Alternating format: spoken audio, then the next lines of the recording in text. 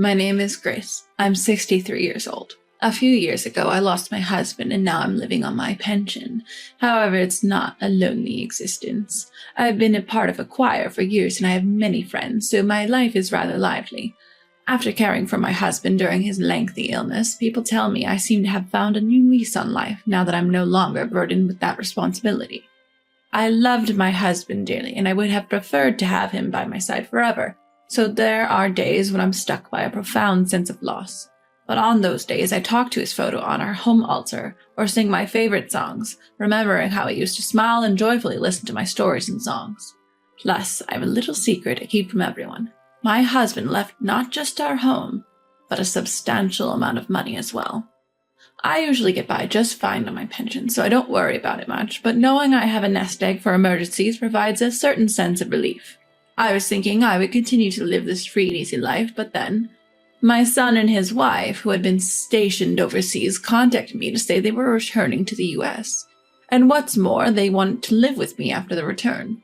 I was delighted at the thought of seeing them face to face rather than just through video calls, and I looked forward to seeing my grandchildren.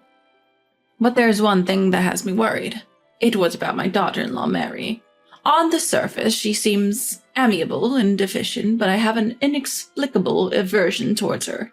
It feels like she's two-faced, or sometimes she scares me. But when I listen to friends talk badly about my daughter-in-law, I start to think that my feelings towards her stem from the jealousy I feel about her taking my son. Could it be generational prejudice? With a mixture of complex emotions and with the date of our reunion drawing closer, I reluctantly agreed to live with my son and his wife. I could not have imagined what was to come. It's been a while, mother-in-law. Please feel free to ask me anything. I'm planning to take care of you. Excuse me? As she spoke with a smile, I was taken aback. I didn't intend to be a burden to anyone. Oh, more than that, her saying she'll look after me feels condescending. At that time, I just thought, she doesn't know how to speak properly. But when we started living together, I realized my unease was well-founded. Mary acts very caring in front of others, but when it comes to something as simple as laundry, she behaves oddly. I noticed from the beginning that she seems to dislike mixing my laundry with hers, so I would wash my clothes separately. But I never imagined she would rewash the entire load just because one kitchen towel of mine was mixed in. As she grumbled and put the freshly washed laundry back into the machine, the item she held with such disdain was my kitchen towel. She tossed it aside like it was dirty and exclaimed, "It's going to smell like old woman. This is ridiculous." Another time when Mary wasn't around, I took in everyone's laundry after a brief rain shower. Despite them being almost dry, she rewashed them. "The germs will spread." Tisk tisk, her tongue clicking seemed to be her real nature. I didn't expect a thank you, but this was beyond anything I had imagined. "Do I smell bad by any chance?"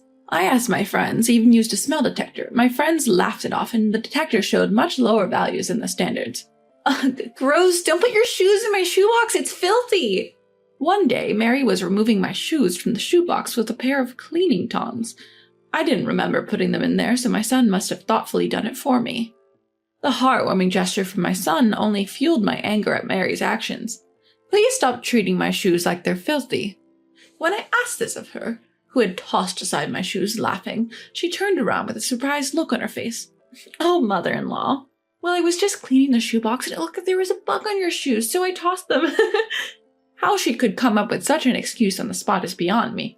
"Oh, really? I didn't see any bugs. And you were using cleaning tongs, weren't you?" Maybe it was a mistake?"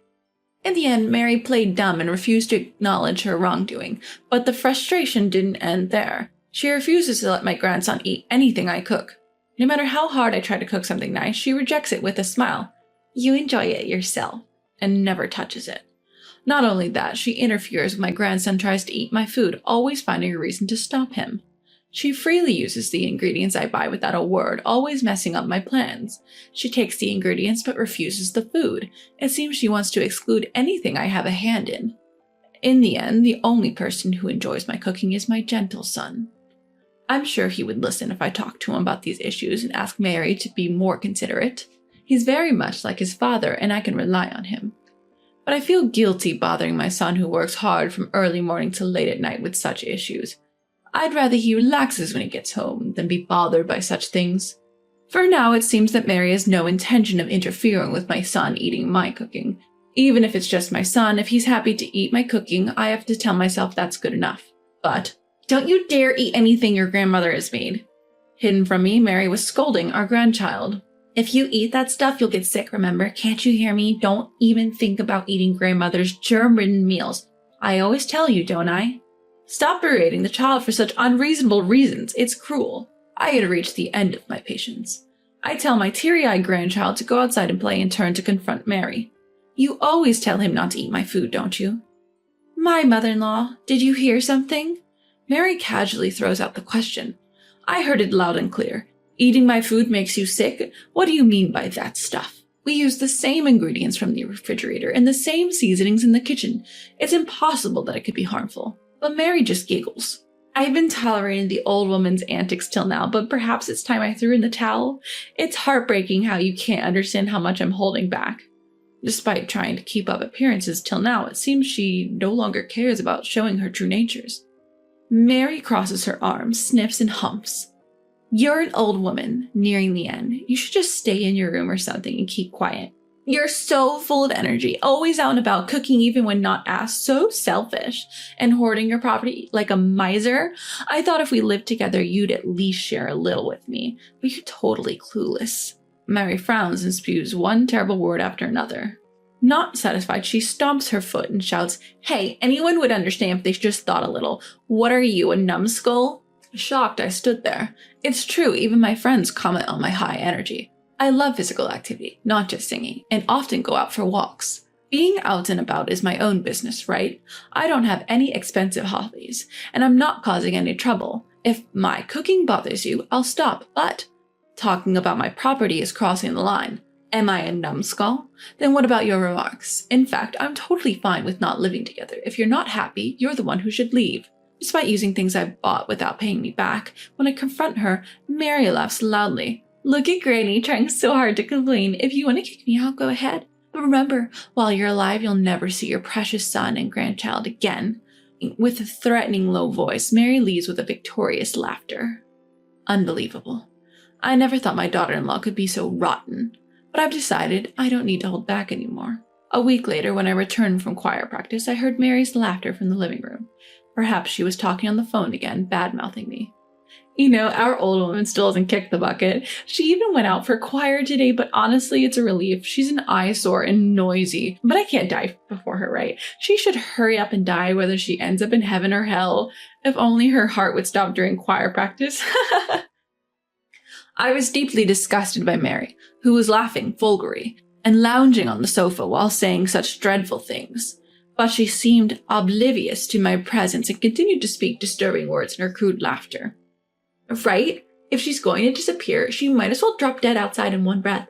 Actually, my husband's in the way too. Like you said, I've been increasing the salt content little by little, even secretly adding it to the old woman's food, but nothing changed. What? It takes years? That's annoying. We can't live together forever at this rate. Pouting, she spoke in a coquettish voice that made me clench my fists. I want to introduce a new daddy to our child soon. For that, I'll fight to seize the inheritance. This was unthinkable. Not only does she see me as an obstacle, this wicked woman was betraying her own husband. I stood beside my lounging daughter-in-law and shouted, Get out now! What are you? Startled, Mary tumbled off the sofa, appearing to hit something. So you're back, huh? Attempting to gloss over the situation, I reasserted my command to Mary, who was now forcing a laugh. Leave this place now. Just joking, mother-in-law, no way. Don't make me repeat myself. Stand up. At my command, Mary jumped to her feet. Of course she did. I was, after all, the former leader of a renowned choir group. I've been holding back, practicing my vocal exercises at the riverbank, during my walks and completely abstaining at home due to living with my son and wife. It wasn't unreasonable for her to be surprised, but I won't lose to anyone when it comes to lung capacity. Attention! Mary shuddered, probably loathing the idea of following my commands, but as someone who had long served in a leadership role, I knew how to command without leaving room for debate. Exit! Eek! Wide-eyed, Mary, clutching only her smartphone, hastily put on her shoes and bolted out the entrance. But, a formidable foe indeed, a few hours later Mary returned, grinning smugly after apparently seeking help from my son at work. Mother-in-law, have you calmed down? I mean, we were just having a lively conversation about a TV drama with my friends. It's so mean of you to misunderstand.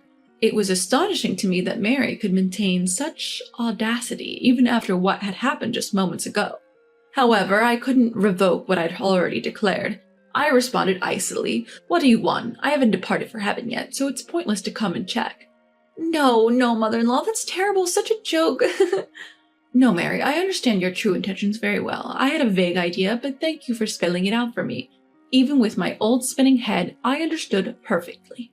Then, Mary, frustrated by my cold demeanor, started to say, "I told you it's a misunderstanding." I gave Mary a sweet smile in response. "You mean this, that you shared with my son?" What I revealed was a video of Mary on a call a few hours earlier. The audio was perfectly recorded. In Choir, we regularly record videos, share them among the members, and discuss improvements. Even beyond the age of 60, such operations are a cinch for me. Mary likely thought an old lady like me couldn't possibly do something like this. Seeing Mary flustered and opening and closing her mouth like a fish, I pounced without mercy. "You moved in with us, not just spreading bad rumors about the house owner, but planning to ostracize me, plus trying to harm my health by oversalting my meals. I knew something was off, but it was your doing, wasn't it?" "What? No, that's shame on you!" I shouted at the top of my lungs for the second time that day. "What?" My son silently handed a divorce paper to Mary, who was now slumped down. My son, usually calm and gentle, becomes silent when he's angry, and that usually indicates an irreversible situation. Before the divorce papers written neatly in his handwriting, Mary began to tremble. "No, listen, it's all a misunderstanding, right? I even followed you abroad, and I'm living together with you, right? We have a child, too. Isn't this too much? Hey, listen." Mary desperately clung to my son, but he silently shook off her hand with a heavy sigh, retreated back into his room. Mary, who had nowhere to go, sagged in disappointment. If I left her alone, she would probably freeze up like a rock. To Mary, I said, "It's not like my son was oblivious either. He'd been investigating why his overseas assignment was abruptly shortened and his appraisal downgraded." "What?" Ignoring the strange noise from Mary, I continued my story. "So you called your affair partner all the way overseas, and you even started commotion at the hotel you were staying at.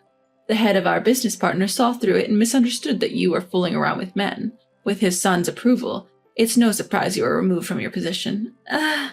Mary couldn't refute, as it seemed she remembered something. "That misunderstanding has finally been cleared up. It seems there's talk of you getting assigned overseas again. Do you understand? Even without our disagreements, it was already over between you and him. And no matter how kind he is, he wouldn't want to keep someone around who wishes he would disappear quickly. Here, pen and ink." I cut her off sharply and urged Mary to hurry up. Several weeks later, after the divorce proceedings and claims for damages were completed and things had settled down, Mary outrageously showed up at our house in broad daylight. She's really an unrepentant person. "Return my child!" Seeing Mary yelling with a loudspeaker in front of my gate, I felt dizzy. "Everyone, this mother-in-law here falsely accused me of things I didn't do and drove me, the daughter-in-law, out, even took away my son." The yowl of the neighborhood stray cat Miko can be heard along with the loud noise. As Mary continues her crying act, people passing by give her a wry smile. "At least please return my son. I painfully gave birth to him." Just as my son had taken my grandson out to the zoo for a change of scenery, to prevent my grandson from being upset, I stood up to silence Mary. "What do you think you're doing? Please go home. You're a nuisance." If an outsider saw this, I would probably look like the perpetrator, but I don't care. "Oh, mother-in-law, please stop. I can't live without my husband and son."